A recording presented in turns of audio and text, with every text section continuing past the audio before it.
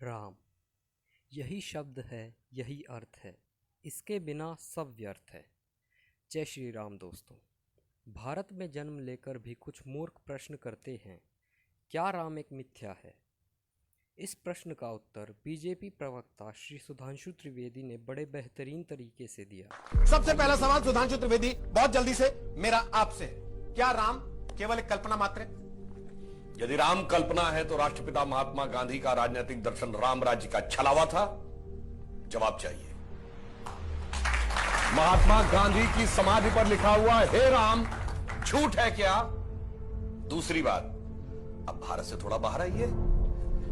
पिछले ही साल याद है दीपावली में साउथ कोरिया की फर्स्ट लेडी आई थी, क्योंकि वो मानते हैं उनके परिवार की डिसेंडेंसी भगवान राम से।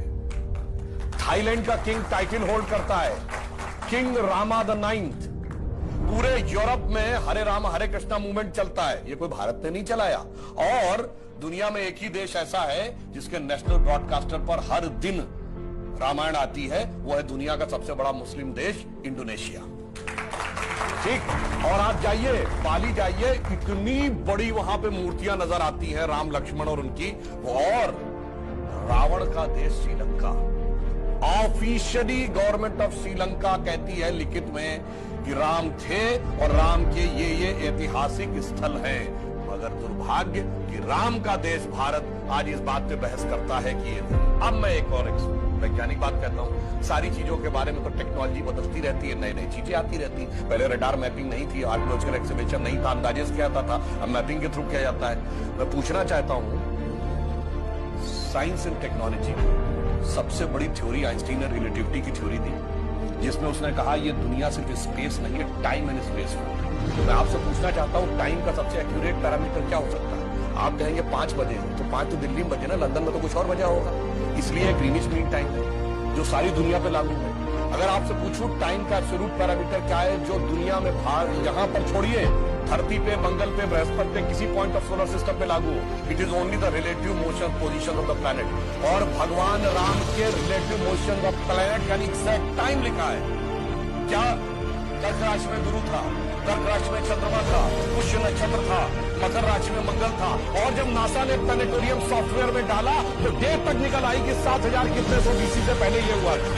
अब इसके बाद भी अगर इनको कोई सबूत चाहिए तो मानकर एक बात कहना चाहता हूं, दुनिया में 4-5 बड़े रिलीजन पाए, क्रिश्चियनिटी, इस्लाम, ज्यूस, हिंदू और बुद्धिज्म। बताइए कोई और ऐसा धर्म है जिसके भगवान के बारे में कहा जाता हो सबूत लाओ, ये हुए थे कि नहीं हुए थे, या इनसे पूछो।